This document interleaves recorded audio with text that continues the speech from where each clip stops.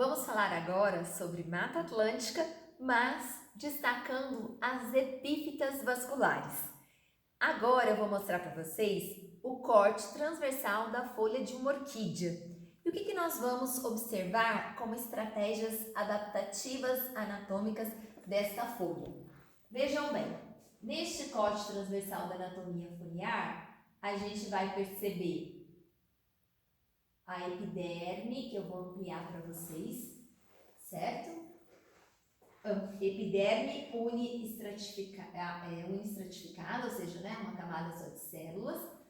Epiderme unistratificada com cutícula espessa, ok?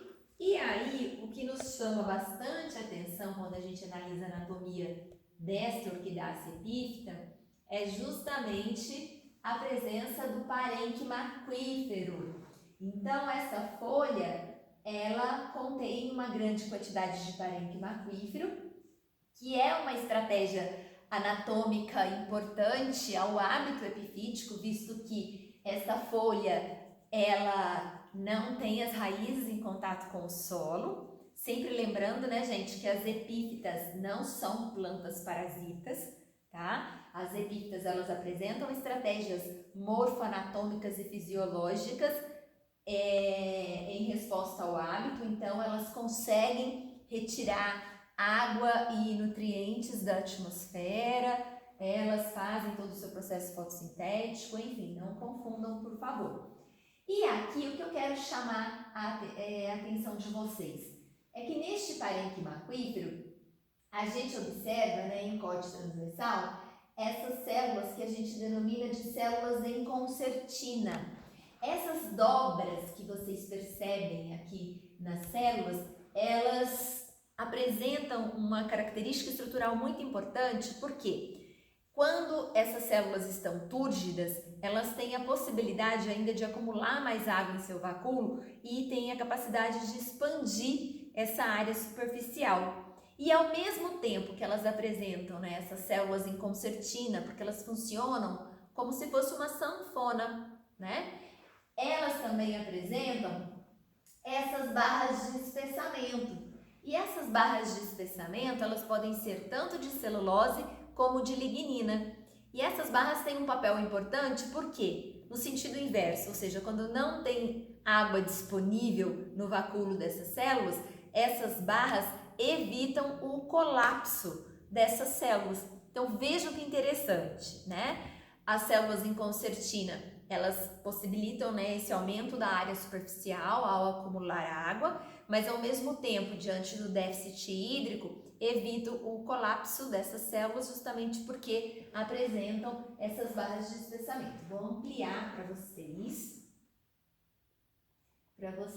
observarem aqui essas barras de espessamento e aqui as células em concertina, certo? Então, uma característica anatômica marcante que é o parênquima aquífero, visto que, dado ao hábito epifítico, essas espécies estão expostas ao déficit hídrico, ao déficit nutricional, intensidade luminosa, então é muito comum, no caso que a gente está discutindo nas folhas, a gente observar a presença de um tecido aquífero, que no caso de orquídea é um parênquima aquífero.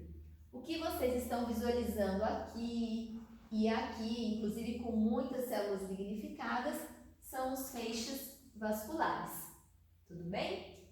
E aí na epiderme da face abaxial, a gente também vai perceber, eu vou ampliar para vocês, uma cutícula espessa,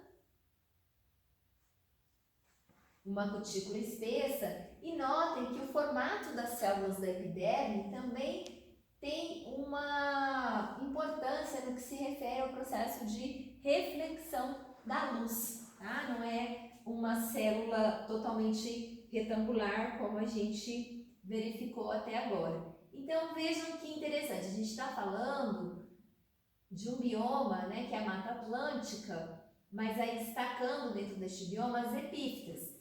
Então, por isso que a gente tem que sempre tomar cuidado, não só sobre o bioma que a gente está falando, mas a gente tem que estar prestando atenção né, de condições microambientais, prestar atenção em relação ao hábito da planta, porque a gente pode ter várias situações, porque de uma forma geral, se eu falar de caracteres anatômicos de epífitas, eu vou discutir caracteres xeromórficos, como cutícula espessa, um parênquima aquífero conspícuo, dependendo, né, da planta e das condições também, uma grande quantidade de células esclerificadas, mas eu não posso deixar de sempre relacionar com as condições microambientais também, tá?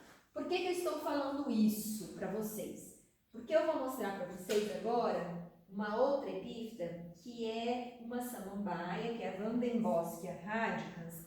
Inclusive o grupo taxonômico também é outra característica que a gente tem que levar em consideração e tomar bastante cuidado. Claro que, como eu disse, se eu estou fazendo uma avaliação em linhas gerais quando eu falo de epífitas, mas nunca ficar restrito, né? Por quê? Porque, por exemplo, Vandenboschia, aqui eu estou mostrando para vocês o corte transversal. É uma samambaia e ela é epífita, certo? E quando a gente bate o olho na anatomia dela, a gente vai perceber que se difere totalmente das demais samambaias, para começo de conversa, né, comparando com o mesmo grupo taxonômico, mas em relação então às outras espécies, aí que não se compara mesmo. Por quê? Porque essa folha, ela apresenta apenas uma única camada de células, que é a célula da epiderme, que funciona tanto com a função de proteção, como também realiza as trocas gasosas. E o que é interessante é que ela vai apresentar apenas essa única camada de células e o feixe vascular, evidentemente, né? Então aqui tem xilema e floema e aqui a bainha do feixe vascular. E aí a gente vai perceber, né, nesse outro campo, uma única camada de células. Mas a gente está falando de uma epífita. Veja uma parede extremamente fina. Vou até ampliar aqui para vocês. Uma parede extremamente fina. E algo que vai nos chamar a atenção. Essa espécie, só aproveitando aqui, são os cloroplastos, tá? Porque a epiderme, nós sabemos que as células comuns, em geral, da epiderme, não apresenta cloroplastos, né? Só as células guarda. Mas quando a gente fala em samambaia, é muito comum nas células comuns da epiderme a gente encontrar cloroplastos. E em especial deste gênero, que contém só essa camada de células, então essa camada vai funcionar tanto, né, nas trocas gasosas, como proteção, enfim, vai assumir várias funções aqui para esta planta. Mas outra coisa que nos vai aqui chamar muita atenção é o fato de a Vandenboschia não apresentar estômatos. Então, esta espécie não apresenta estômatos. As trocas gasosas ocorrem diretamente pelas paredes celulares, que são finas.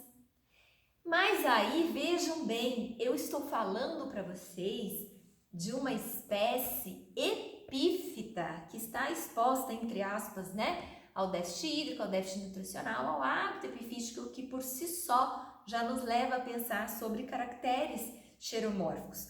No entanto, o que eu tenho que analisar? Esta espécie, ela foi coletada em um forófito e que estava na região mais sombreada da trilha e na região basal do forófito. Além disso, este forófito tinha uma rugosidade do suber bastante conspícua, com vários musgos. Então, por isso que eu digo para vocês, para a gente sempre tomar cuidado. A gente tem a visão geral quando se fala de epífitas, mas a gente não pode esquecer de alguns detalhes que podem ser importantes, mesmo a espécie sendo epífita. E além disso, a gente não pode esquecer de analisar alguns caracteres que são marcantes dentro de um grupo taxonômico, certo? Então eu deixei para vocês lá no canal uma palestra específica mostrando várias lâminas de epífitas vasculares ao longo da estratificação vertical. Então eu vou comentar um pouquinho da Vandenboschia lá também, mas tem várias outras análises bastante interessantes que vale realmente a pena vocês assistirem. Aqui, como eu disse, é o corte transversal da folha de Vandenboschia, que é uma samambaia epífita, que tem todas essas particularidades. E eu vou aproveitar só para vocês conhecerem um pouco melhor a Mammiboscia, mostrar uma diafanização desta espécie. É assim, eu sou suspeita a falar porque eu gosto muito dessa espécie, eu acho assim muito bonita. Vou tentar mostrar aqui para vocês. Aqui são os esporos. É que tem uma particularidade bastante interessante que a gente consegue ver até a olho nu, que esses esporos, eles ficam presentes numa estrutura que lembra um copinho, né? Aqui é a diafanização, então a gente está vendo a vista frontal agora. E esses esporos ficam localizados, né, numa estrutura bastante específica, certo? Então aqui são os esporos. Deixa eu tentar melhorar aqui para vocês. Só para vocês terem essa ideia geral, né, a partir da vista frontal. Tudo bem? E para a gente finalizar sobre as epífitas, eu vou mostrar para vocês o corte transversal da folha de tilândsia. Notem que aqui para esta aula, que é bastante rápida, né, para mostrar as lâminas, porque a gente tem todo o nosso momento síncrono, eu trouxe uma espécie de epífita que é de orquidácea, de bromeliácea agora, né, a tilândsia, e trouxe uma samambaia dentre essas espécies selecionadas de plantas vasculares, né? Que são, bromeliácea e orquidácea, são assim as mais representativas, né? Quando a gente fala de epífitas, então são as mais representativas, por isso que eu trouxe, mas vocês vão ver lá na palestra de epífitas várias outras espécies muito interessantes, né? Como sininja, por exemplo, não vou dar spoiler aqui, né? Porque tem muita coisa legal lá. Aqui o que eu quero mostrar para vocês de uma forma bem geral, na palestra vai estar bem detalhado não só a espécie de tilândsia, mas tem as espécies de brísia também, mas em desculpa gente, bromélia, tá? Tilândsia, bromeliácea, que é a barba de velho, que a gente comumente verifica em fiação elétrica, tá?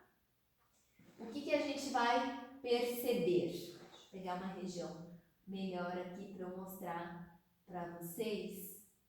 Vou pegar essas escamas lindas, maravilhosas.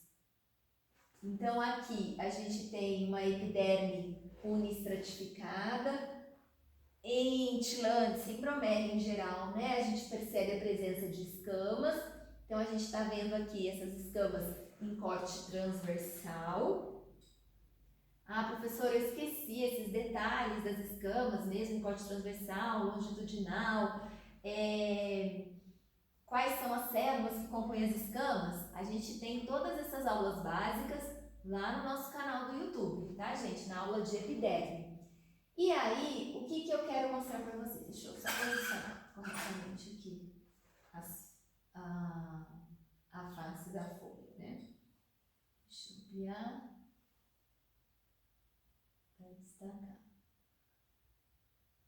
A gente percebe um parênquima aquífero, certo? Células de parênquima aquífero, os feixes vasculares, são células lignificadas. Deixa eu verificar aqui. Nessa espécie, a gente está percebendo, né, uma grande quantidade de parênquima aquífero.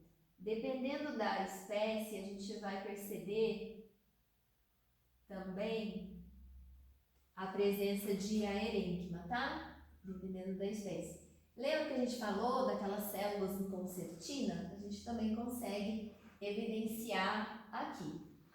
Mas, então nós temos as escamas que têm um papel importante, tanto relacionado à proteção, né, dos estômatos. Essas espécies de tilândsia, especificamente, elas apresentam as escamas imbricadas, né, umas sobre as outras, protegendo os estômatos. E os estudos têm mostrado a importância dessas escamas na absorção de água e nutrientes também da atmosfera. Mas todos os maiores detalhes e as caracterizações de várias outras plantas, como eu disse, assistam lá na palestra de epífitas.